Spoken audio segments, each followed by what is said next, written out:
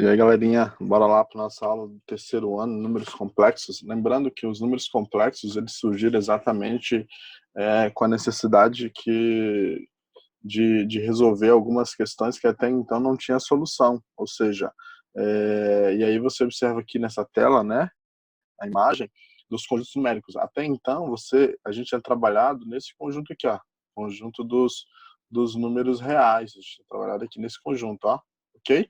E a gente costumava dizer que os conjuntos dos números reais, eles representavam todos os números, certo?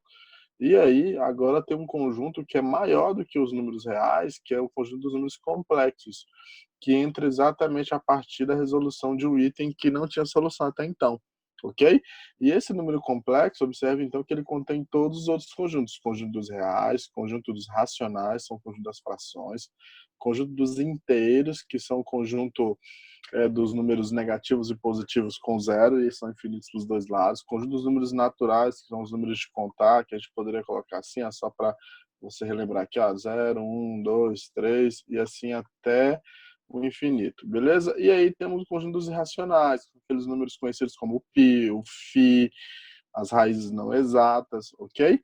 Então, todos esses números agora, eu posso dizer que todos eles são complexos, ok? E aí eu te pergunto, como é que surgiu a questão dos números complexos? Surgiu exatamente da indefinição de uma resolução de uma equação de segundo grau, por exemplo. Ó, quando você vai resolver isso aqui, ó, lembra que você aprendeu que aqui, ó, você deveria aplicar a fórmula de Bhaskara, né? Onde a fórmula diz que é b quadrado menos 4 vezes o a vezes o c, a primeira parte, tá certo?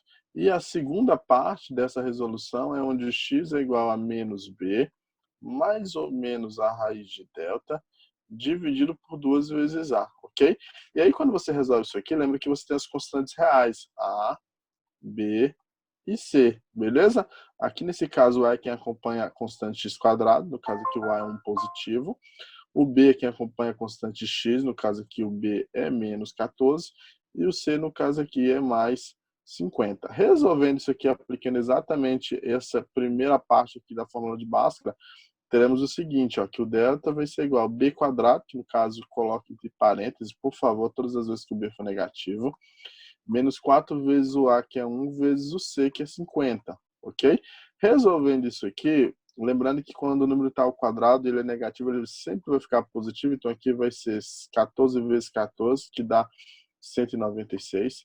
Multiplique esses três aqui, fazendo inclusive joguinho de sinal. O resultado dessa multiplicação aí, 4 vezes 1, 4, 4 vezes 50 dá 200.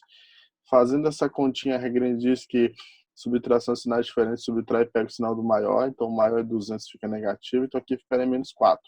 Até então, gente, você chegava aqui, você costumava colocar assim, ó, não existe raiz real para essa solução. E continua não existindo, beleza?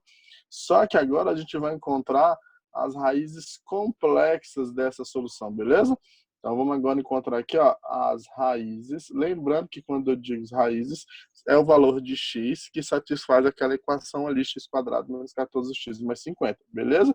Então vamos encontrar quem são as raízes complexas, beleza? Dessa equação. E aí foi onde exatamente o camarada, né, René Descartes, foi lá e imaginou, né, inclusive até acabou pegando isso aí, né, o número imaginário. Ele aplicou aqui ó, uma regrinha. Então, observe que esse delta aí, ó, ele vai ficar aqui dentro da raiz, ó. E dentro dessa raiz você aprendeu que raízes com índice par não são negativas, não existem, beleza? Dentro do conjunto dos números reais.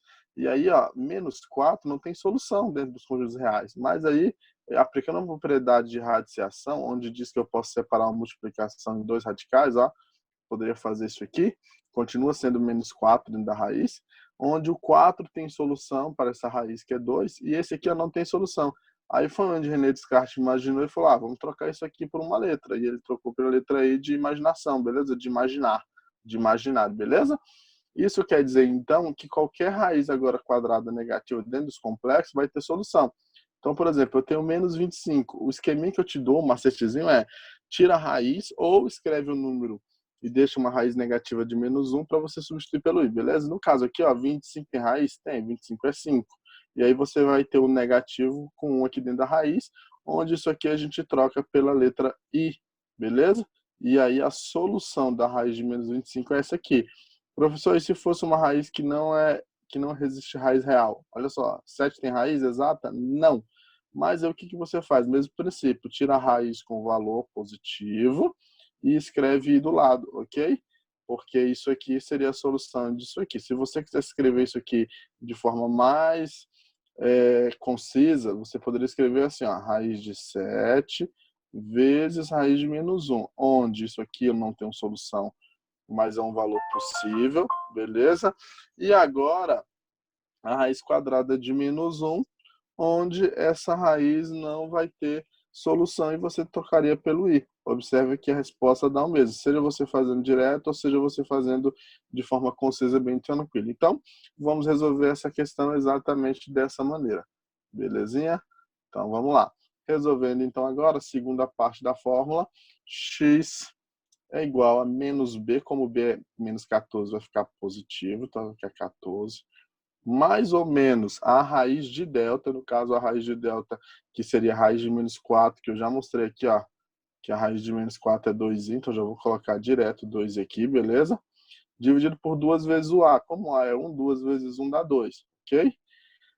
Isso aqui, ó, você não vai conseguir, o máximo que você consegue aqui é dividir todo mundo pelo mesmo valor. Então, por exemplo, eu posso simplificar todo mundo aqui, ó, vou até colocar aqui do lado para você, ó, consigo simplificar todo mundo por 2, beleza? Se você puder todo mundo pelo mesmo número, faça isso, fica mais fácil a sua conta. Então, no caso aqui, ficaria 7, mais ou menos 1i, ou se quiser somente i, dividido por 1. Lembrando que esse 1 aqui agora ele é indiferente, beleza? Então você ainda pode escrever assim, ó, x vai ser igual a 7 mais ou menos i, ok? E aí aqui agora você separa e você já tem exatamente a sua solução das raízes complexas, beleza? Porque lembra que no conjunto das raízes não tem solução, ok? Então terminando essa continha aqui, você vai ter como x' 7 mais i e 7 menos i. Lembrando que se você fizer a ordem invertida aqui não tem problema. Essas são as suas respostas aqui. Beleza? Fixando a ideia, vamos para a letra B, mesmo esqueminha, mesma sequência, você está aqui resolvendo dentro dos números reais, e aí você vai lá fazer a fórmula de Bhaskara. Delta é igual a b quadrado, como b é menos 4, também vou colocar em parênteses, menos 4 vezes o a, que é 4, vezes o c, beleza? Vezes o c, que é mais 2. Resolvendo isso aqui, ó, menos 4 ao quadrado vai ficar positivo, dá 16 positivo. Fazendo essa multiplicação aqui, ó, você vai ter exatamente 4 vezes 4, 16, vezes 2 dá 32, ok? E aí quando você faz 16 positivo menos 32, você vai encontrar exatamente menos 16, beleza, gente? Aqui tá aparecendo o número menos 4, mas na verdade isso aí, ó, vou até apagar aqui para você não confundir isso aqui, esse aqui é um valor positivo, beleza? Ó, positivo, ok? Então vamos lá. O que acontece agora? Lembrando que isso aqui, ó, dentro dos conjuntos reais não tem solução, mas como raiz complexa a gente consegue resolver isso aqui. Onde lá na segunda parte da fórmula de Bhaskara você deveria substituir por raiz de menos 16, ok? Onde isso aqui, aplicando a regrinha lá, seria 16 vezes raiz de menos 1, onde isso aqui é 4, a raiz quadrada, e aqui não tem solução, mas aí substitui pela letra i, que representa a raiz quadrada de menos 1 dentro dos números complexos, beleza? Então é isso que eu vou fazer aqui a segunda parte, tá? Para descobrir as raízes reais, ok? Então, ó, x vai ser igual a menos b, como b é negativo, vai ficar negativo com negativo positivo, mais ou menos a raiz de menos 16, que nos números complexos corresponde a 4i, dividido por 2 vezes a, que no caso a é 4, vai dar 8. 2 vezes 4, 8. Aqui da mesma maneira, você consegue dividir todo mundo pelo mesmo valor. E nesse caso aqui, eu vou conseguir dividir todo mundo por 4. Professor, não consigo dividir todo mundo pelo mesmo valor. O que eu faço? Não faz nada, só separa e está pronto a sua resposta, beleza? Ah, eu consigo separar só um lado. Então, separa em duas frações e aí você simplifica da mesma forma, beleza? 4 dividido por 4 é 1, 4 dividido por 4 é 1, pode deixar só o i, se quiser colocar um i não tem problema, 8 dividido por 4 é 2. Separando aqui agora no x' e no x duas linhas, que é exatamente as raízes dessa equação, você vai ter exatamente as seguintes respostas. 1 mais i sobre 2. E aqui 1 menos I sobre 2. Beleza? Lembrando que se você quiser separar, você ainda pode falar assim, 1 sobre 2 mais I sobre 2.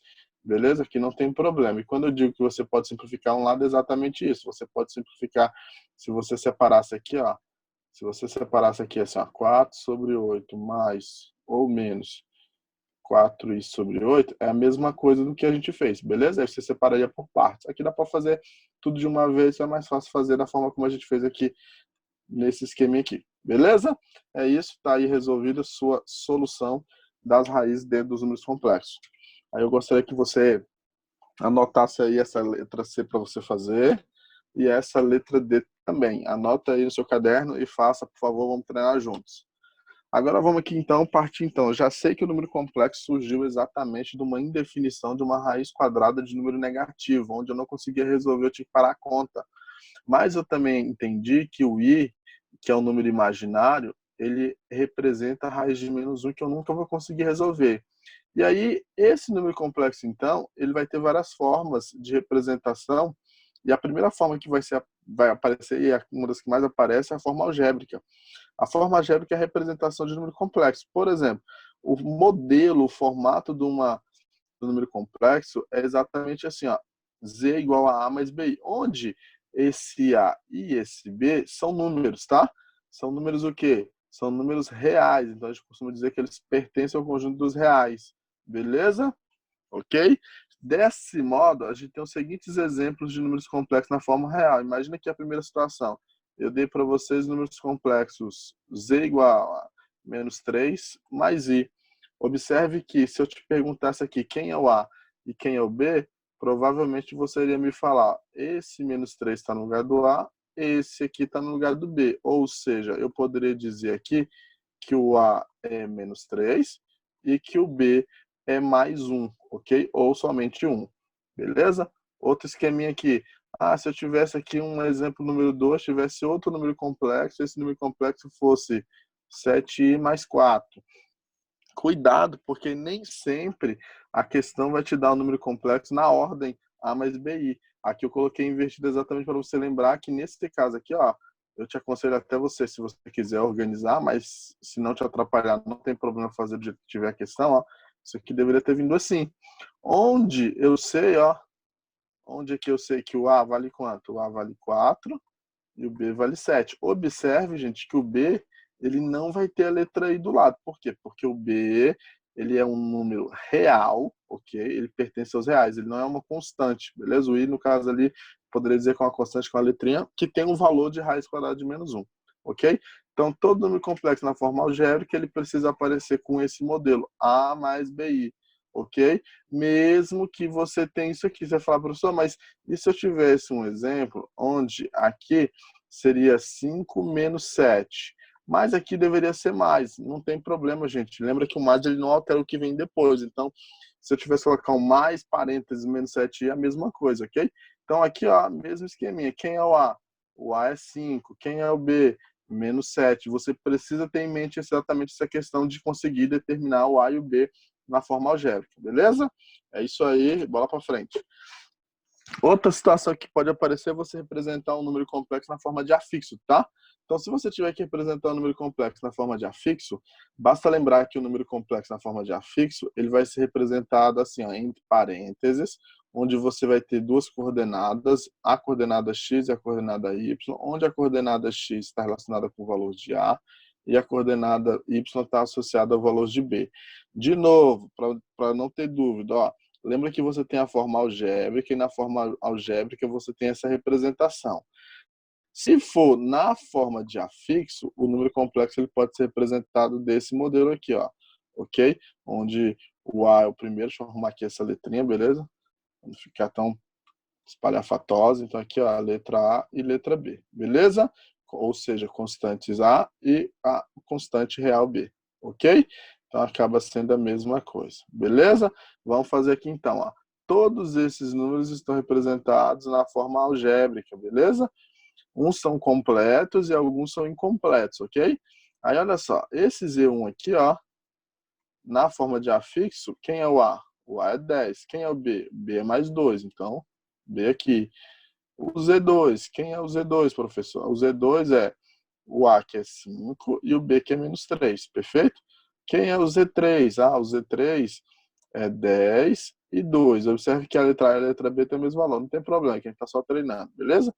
E se for incompleto? Não tem problema, gente, mesmo esquema. É igual a equação de segundo grau quando está incompleto. Quando está incompleto é porque alguém é zero, beleza?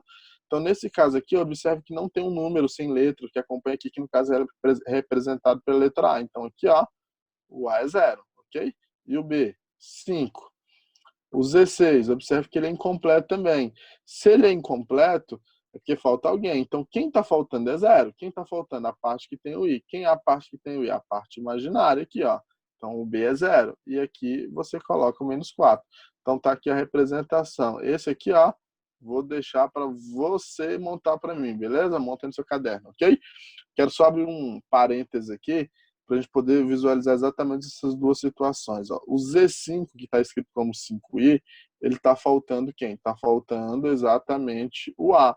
Então, não tem o A. Se não tem o A, é porque o A é zero. Todas as vezes que acontecer isso aqui, eu digo que eu tenho um número complexo real, tá? Eu só tenho a parte real. Se eu só tenho a parte real, eu digo que esse número complexo ele é real, beleza? Agora, o Z6, que está escrito como -4, ou desculpa, o A eu não tenho, só tenho a parte do B, né, no caso, que o B aqui ele é 5 positivo, ok? Então, todas as vezes que acontecer de você ter só o B, a parte imaginária, e está faltando a parte real, que é o que eu escrevi aqui, a gente vai ter um nomezinho específico para esse número complexo. Como a parte real é a parte que eu não tenho, tá? Isso significa dizer, então, que esse número complexo a gente vai chamar ele de imaginário. Por que imaginário? Porque eu só tenho a parte do B, beleza? Ou seja, não tem nada misturado dele, só tem a parte do I, ok? Agora, quando acontecer o contrário, você ter só a parte real, aí aqui sim, aqui eu só tenho a parte real. Ou seja, o B é zero. Então, aqui o afixo seria isso aqui. Todas as vezes que o B for zero, aí eu vou chamar de número complexo real, beleza? É isso aí. E aí eu fiz a representação aqui, terminei essas aí, e vamos para a próxima representação de número complexo, que é exatamente representar esse número no plano de Argand-Gauss, né? Dois matemáticos aí que trabalharam junto com o Wessel. E aí o que acontece? Representar isso aí é só você marcar o par ordenado, ok, gente?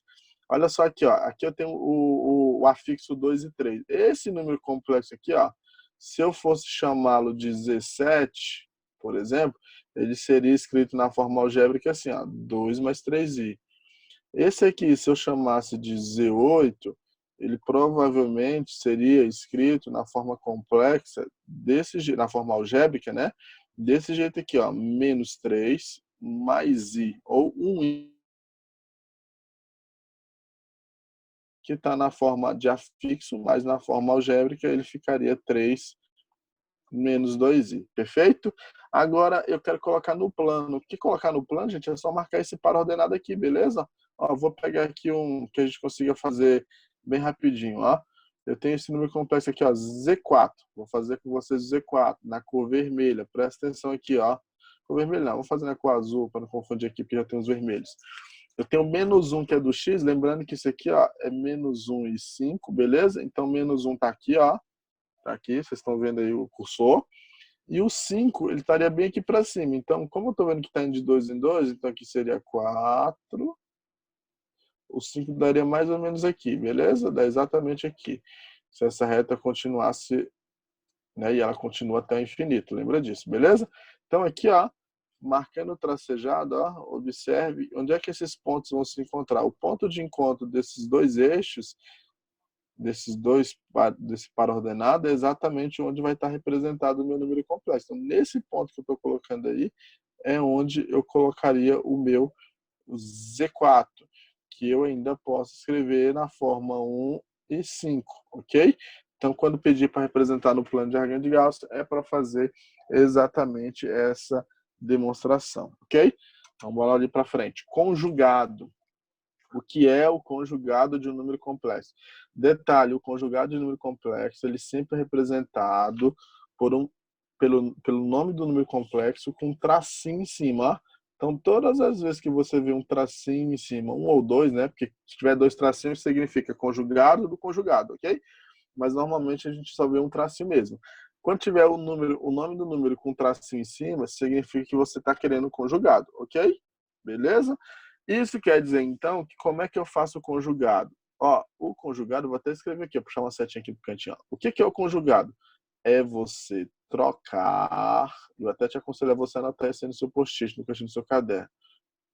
Trocar o sinal da parte imaginária, beleza, pessoal? Então, ou seja, o que é conjugado de um número complexo?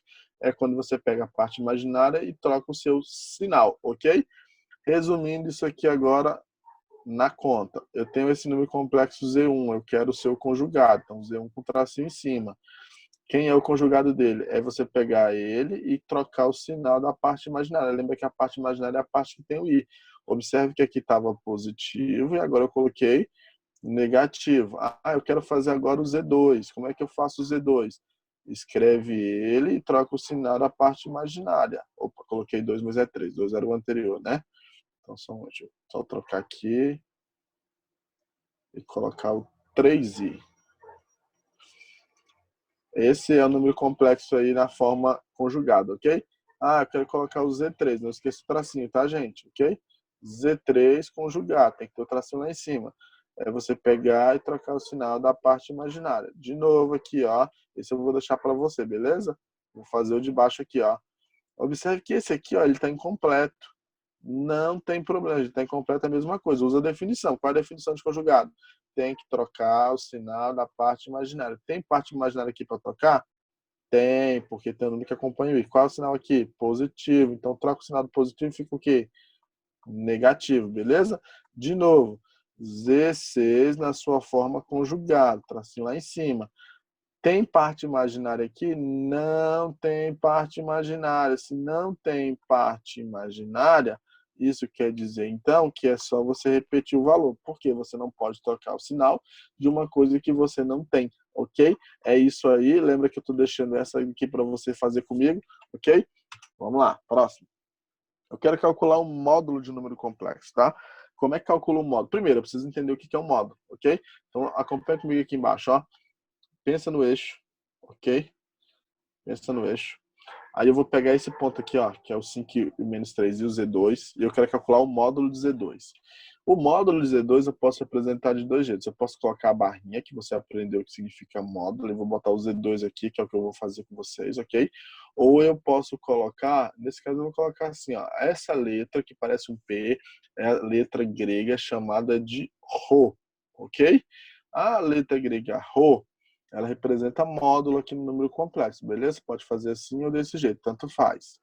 Aí eu quero representar esse número. O que significa o módulo Z2? Significa mais ou menos isso aqui, ó. Lembrando que isso aqui, se eu fosse o Z2, se eu fosse representar na forma de afixo, a representação dele seria 5 e menos 3.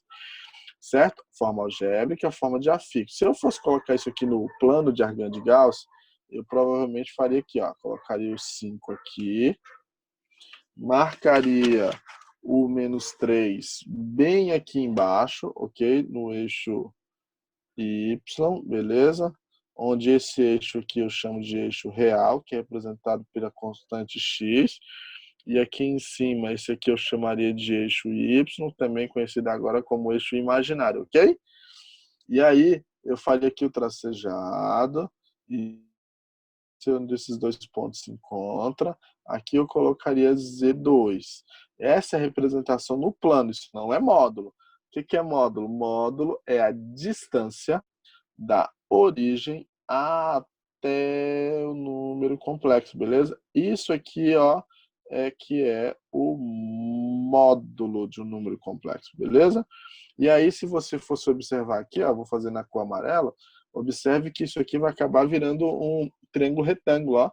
Observe que bem aqui, ó, se eu fosse observar essa medida aqui, ó, bem aqui eu tenho um ângulo de 90 graus. Eu posso olhar esse triângulo aqui ou eu posso olhar esse daqui. Na verdade, no final das contas, dá a mesma coisa.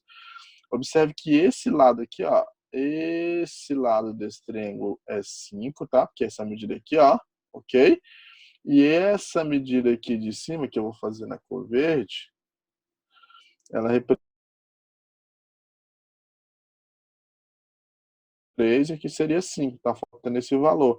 Se você fosse observar aqui, ó, é como se eu tivesse aqui, ó, um triângulo retângulo. Então, eu tenho um triângulo retângulo, vale o teorema de Pitágoras. Então, se você fosse aplicar, e aqui é módulo, eu vou colocar assim, ó, o Rho2, ok? Como é que eu calcularia? Lembra que o que está oposto à hipotenusa eu chamo de...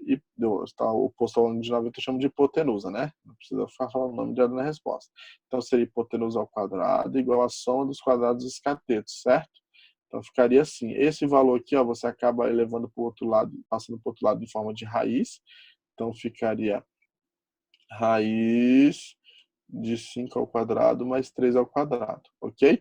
Observe que o 5 ele está no lugar da letra A. Deixa eu só apagar aqui que deu uma borrada.